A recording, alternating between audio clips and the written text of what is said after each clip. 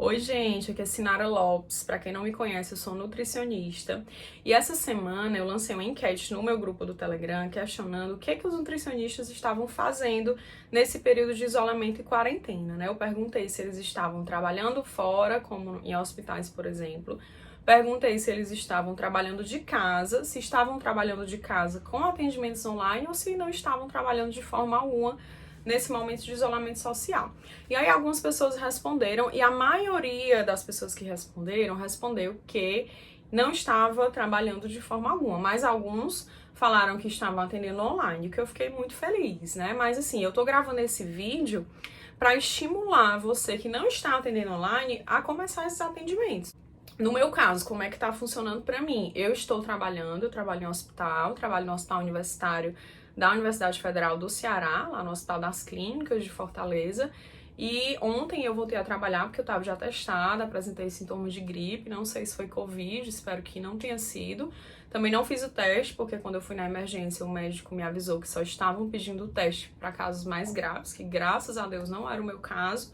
Então eu fiquei já testado por 14 dias conforme o protocolo do Ministério da Saúde. Retornei ontem ao trabalho, graças a Deus, né, estamos lá seguindo no trabalho, com medo, claro, eu acho que todo profissional de saúde nesse momento tem um pouco de medo, mas seguindo as orientações, se precavendo, usando os equipamentos de proteção individual e etc. Então, o meu caso é esse, eu estou trabalhando fora no hospital, mas eu também faço atendimentos online.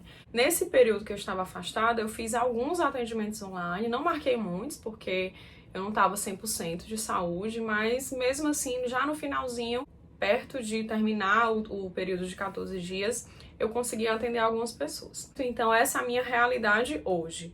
Eu já fazia atendimentos online de retorno, né? Eu fazia as consultas presenciais e os atendimentos online de retorno. Então, já tenho alguma prática em relação a isso. E o motivo desse vídeo é eu passar para você como é que eu faço o meu atendimento, para que você se inspire, para que você tome coragem de começar aí os seus atendimentos online, tá certo? Eu espero que seja útil. De antemão, já curte o vídeo, compartilha com os colegas, para que todo mundo possa se beneficiar de certa forma dessas informações. Então vamos lá. Eu separei em 7 passos para o atendimento nutricional voltado para o paciente com diabetes, que é a minha realidade. Antes de começar esses 7 passos, né, vou falar para vocês como é que funciona desde o início. A pessoa entra em contato comigo, seja pelo direct do Instagram, ou pelo WhatsApp, ou por e-mail, né, de alguma forma ela chega até mim, entra em contato, pergunta se eu posso marcar um atendimento, e aí eu marco. É importantíssimo você marcar um horário que seja um horário sossegado na sua casa, um horário que você possa combinar. No meu caso, por exemplo, eu combino com meu esposo de ficar com o nosso filho enquanto eu tô atendendo, né? Se você mora com seus pais, ou se você é casado e mora com o seu cônjuge, tem filhos, é importante ter esses combinados para que nada atrapalhe aquele momento, né? Porque a pessoa, ela quer aquela atenção, tá? A sua atenção naquele momento deve ser voltada para o seu paciente. Então, faça esses combinados dentro de casa. E aí, quando dá o horário que foi combinado, eu sempre gosto de perguntar pelo WhatsApp se eu posso fazer a chamada de vídeo. Eu faço as chamadas de vídeo ou pelo computador ou pelo celular. Uso o WhatsApp, deu super certo pra mim o WhatsApp. Uso o FaceTime, pra quem usa o iPhone também é uma ótima ideia. E tem outros aplicativos, né? Tem o Hangout, tem o Teams, tem outros aplicativos que permitem essa conexão. O que é que eu mais uso? O WhatsApp. Eu acho que é o mais prático, que todo mundo tem e pra mim dá certo. Eu acho que pra você pode dar também. Então lá no WhatsApp eu faço a chamada de vídeo e começo a conversar com a pessoa normalmente. Qual é o primeiro passo dessa consulta voltada para o diabetes? É perguntar por que a pessoa está aqui. Por que a pessoa está aqui nesse momento comigo? O que fez ela marcar essa consulta? Qual é a sua demanda? E aí eles me falam, normalmente são pessoas com diabetes ou pré-diabetes, ou diabetes gestacional, alguma afecção que tenha relação com diabetes, alguma síndrome endócrina, que é o público que eu atendo. E aí a pessoa me fala, nessa consulta eu não vou conseguir fazer a avaliação nutricional, é impossível de se fazer, mas eu pergunto o peso nesse primeiro passo, nesse primeiro momento, eu pergunto o peso e altura, né, pelo menos, para eu saber o IMC da pessoa. E se for uma pessoa bem orientada, que eu vejo que eu consiga ter mais alguma informação de antropometria, eu peço para ela pegar uma fita métrica comum e medir a circunferência da cintura na altura do umbigo para ficar mais fácil. Ah, Sinara, mas essa medida ela é fidedigna? É claro que não. A gente sabe que nós, nutricionistas, é que somos habilitados para fazer a avaliação antropométrica desse paciente, né? Não ele mesmo, mas assim, é uma forma que eu encontrei de envolver a pessoa naquele cuidado, né? Ela vai se preocupar em fazer aquela medida, se ela precisar pedir ajuda de algum familiar, ela pede. Não precisa ser no momento da consulta, eu até peço que nem seja no momento da consulta, ela vai medir e depois ela vai me dizer pelo WhatsApp mesmo. Então são essas 3 medidas que eu solicito: o peso, a altura e a circunferência da cintura, a depender do paciente. O segundo passo é a anamnese. Então, esse passo tem que ser um passo muito bem aplicado, é onde a gente interage mais com o paciente, porque a gente vai perguntando coisas que são bem pessoais, né? Então, eu começo perguntando sobre a história clínica, ele vai me falar se tem diabetes ou se tem alguma afecção relacionada ao diabetes ou outra doença, quais são as comorbidades associadas. Se ele tiver diabetes, eu já pergunto se tem alguma complicação do diabetes, como retinopatia, neuropatia, alguma doença renal presente, doenças cardiovasculares, se tem obesidade, resistência à insulina, tudo isso é importante perguntar. E eu vejo a história familiar. A história familiar também é importante, uma vez que o diabetes, principalmente o diabetes tipo 2, é uma doença que tem uma carga genética bem presente. Pergunto também se tem gastroparesia, que é uma complicação do diabetes que é pouco falada, mas que influencia diretamente na alimentação. Pacientes com gastroparesia têm dificuldade em se alimentar porque sente mais náusea, sente diarreia, às vezes não tem. E a gastroparesia é algo que nos dá muita informação para que a gente conduza bem a dieta daquele paciente. E aí eu pergunto sobre a função intestinal, como é que tá a função intestinal, sobre a ingestão de água, quantos copos de água ele consegue beber diariamente. Eu tenho notado que nesse período de isolamento social as pessoas têm bebido pouca água. Alguns me relataram que têm bebido pouca água porque tá acordando mais tarde e ficou com a rotina um pouco bagunçada, então isso é importante. Outra coisa importante é que com o uso de máscaras, principalmente para quem trabalha fora, quem trabalha no hospital, como é o meu caso, com o uso de máscara a gente bebe menos água, né, para evitar a contaminação e etc. Então, esse período de isolamento é importante falar sobre isso, sobre evitar tomar pouca água. Pergunto ainda se tem alergias alimentares, intolerâncias alimentares, se tem alguma aversão alimentar, porque se eu perguntar sobre as preferências, vai dar uma lista de coisas, né? Então eu gosto de perguntar primeiro sobre as aversões alimentares, porque se ele disser, Sinara, tal alimento eu não como de jeito nenhum, então eu já não vou colocar tal alimento na dieta. Ou, dependendo do alimento, eu vou conversar, tentar negociar para introduzir esse alimento naquele plano alimentar. Questiono também sobre ingestão de álcool, sobre tabagismo, né? É importante perguntar não só se fuma ou se não fuma, mas se já fumou e quanto fumou ou quanto fuma. Isso também é uma informação de saúde importante. A mastigação é importante perguntar também, porque se for um paciente idoso, às vezes tem uma mastigação comprometida pela perda dentária ou por usar prótese dentária, então é importante a gente saber como é a mastigação desse paciente e se sofreu alguma alteração de peso, para cima ou para baixo, se ganhou peso ou se perdeu peso, também é importante a gente saber, né, para ver se ele está em processo de desnutrição ou não, para ver se já tem uma obesidade associada ou um sobrepeso. Então esse é o segundo passo, a anamnese, onde eu pergunto tudo isso. Se você não pegou um papel e uma caneta ainda, pega que ainda dá tempo, volta o vídeo, anota todos esses passos para você aplicar isso na sua consulta.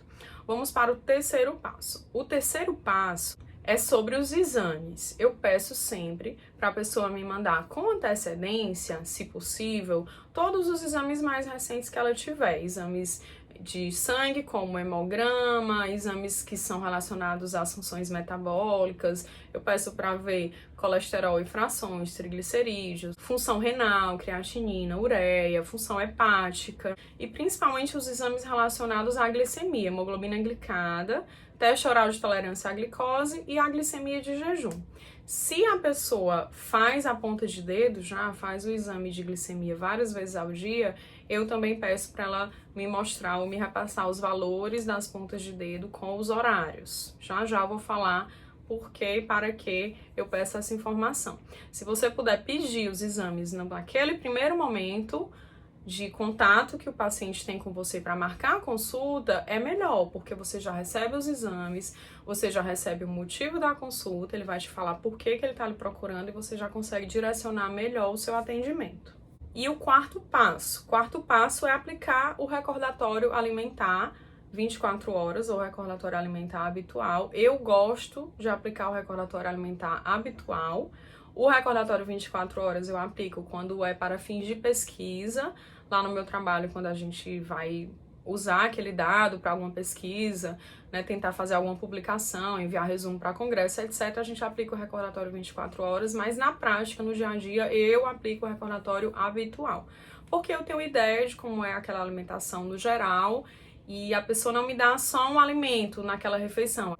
Ela me diz, por exemplo, que no café da manhã ela come cuscuz, ou pão, ou tapioca, ou torrada, e eu vou tendo uma visão mais geral de como é aquela refeição dela ao longo dos dias, né? Não necessariamente em um só dia. Tanto no consultório como no atendimento online, eu gosto de aplicar o recordatório habitual. E aí, nesse momento, você vai conversar, você vai perguntar, aplicar todos aqueles métodos para recordatório alimentar habitual, vai ver refeição por refeição, horários, vai investigar o uso de adoçante, o uso de açúcar, o uso de sal, de óleo, qual é o tipo de óleo, quantidade, etc. Aplicar o recordatório alimentar normalmente como se estivesse no consultório com o paciente. Aí ele vai te dizer, deixa ele falar, cuidado para não ficar interrompendo muito. Se você sentiu que faltou alguma coisa naquela refeição, aí você pergunta se tem mais alguma coisa, qual é a próxima refeição e etc. Do mesmo jeito do consultório. O quarto passo é o recordatório alimentar. O quinto passo, lembra que eu falei sobre os registros de glicemia? Lá no terceiro passo, quando eu falei dos exames, o quinto passo é confrontar esses registros de glicemia com o recordatório alimentar. Então, por exemplo, se ele me disse que após o café da manhã ele tem picos de hiperglicemia e eu cheguei lá no recordatório alimentar e verifiquei que o café da manhã dele tá passando da quantidade de carboidrato que ele deveria consumir, então eu vou ajustar isso quando eu for orientar lá na minha conduta nutricional. Mas esse confronto entre medidas de glicemia, de ponta de dedo e o recordatório, ele é fundamental para quem atende diabetes. Aí você vai olhar um por um os registros, se ele tiver te enviado antes, ótimo. Se não, você vai perguntar, e quanto é que tá dando sua glicemia em jejum? Quanto é que tá dando, no geral, sua glicemia depois do café? Você pode ir perguntando isso se ele não tivesse esses valores anotados. Esse quinto passo, ele é fundamental para a sua conduta voltada para o paciente com diabetes. E no sexto passo, você vai prescrever a dieta. Eu prescrevo a dieta na hora, a menos que seja um paciente extremamente complicado, né? Um paciente que tenha muitas doenças associadas, onde eu preciso realmente parar, pensar, focar a minha atenção em determinado ponto, um paciente mais crítico, aí eu envio no dia seguinte. Mas no geral, 99% eu envio a dieta no mesmo dia, né? Eu calculo a dieta ali na mesma hora, eu uso o WebDiet, propaganda aqui do WebDiet, eu uso o WebDiet para calcular, gosto muito, acho que é um programa bem autoexplicativo, muito fácil de usar, eu gosto bastante do WebDiet, então no momento eu estou usando esse programa. Eu calculo ali naquele momento da consulta, mesmo na consulta online, e já vou montando a dieta.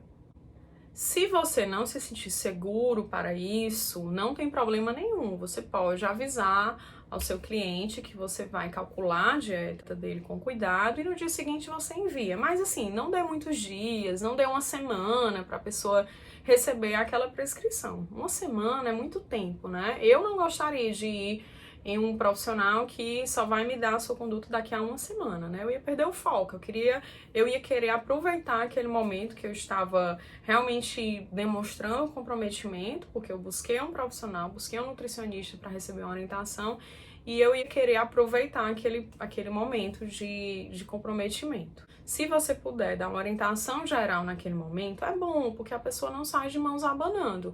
Você dá uma orientação geral e avisa, olha, eu vou lhe dar uma orientação geral, essa é a minha primeira orientação, mas eu preciso calcular a sua dieta para eu ter mais precisão ao orientar os alimentos que você precisa consumir, e amanhã, tal horário, eu envio por e-mail ou pelo WhatsApp ou da forma que vocês preferirem. E eu envio a dieta calculada para você. Esse é o 6º passo, é a prescrição da dieta.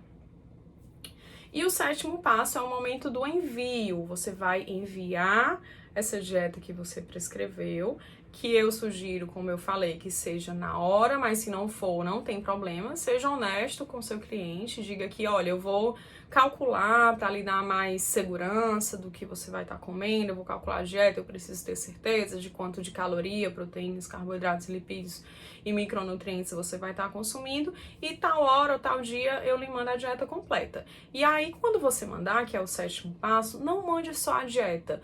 Mande a dieta, mande a prescrição, mas mande algo a mais. Mande um material que ele possa se orientar, por exemplo, como comer ao sair de casa. Claro que não para esse momento, mas para um momento onde a quarentena tiver terminado. Ou para esse momento cai muito bem, quais os alimentos que ele pode pedir. Mande uma orientação de como higienizar as embalagens. Mande uma opção com porções de fruta que ele pode consumir, o que ele deve consumir. Mande receitas de saladas, receitas de lanches mais saudáveis e etc. Impressione, né? Surpreenda o seu cliente mandando algo a mais que ele não está esperando. Muitas vezes ele não está esperando. Você fala para ele que vai mandar a dieta, você manda a dieta, mas manda esse algo a mais. Eu acho que isso é muito importante para que ele se sinta especial naquele momento, ok? Então, gente, esses são os 7 passos do atendimento à pessoa com diabetes que eu faço, atendimento online. E eu espero que lhe ajude. Se você tiver alguma dúvida, me manda uma mensagem, comenta aqui no vídeo, me manda um direct, que eu posso tentar tirar essa dúvida para você, tá certo? Se não me acompanha ainda, me segue lá no Instagram, é o @SinaraLopesNutri, e o canal do Telegram tá na descrição do vídeo. Lá no canal do Telegram eu falo a mais, eu comento os meus posts, eu comento os pacientes que eu atendo, eu coloco materiais lá também, tá ok? Então, espero que esse vídeo tenha te ajudado de alguma forma. Um beijo e até o próximo.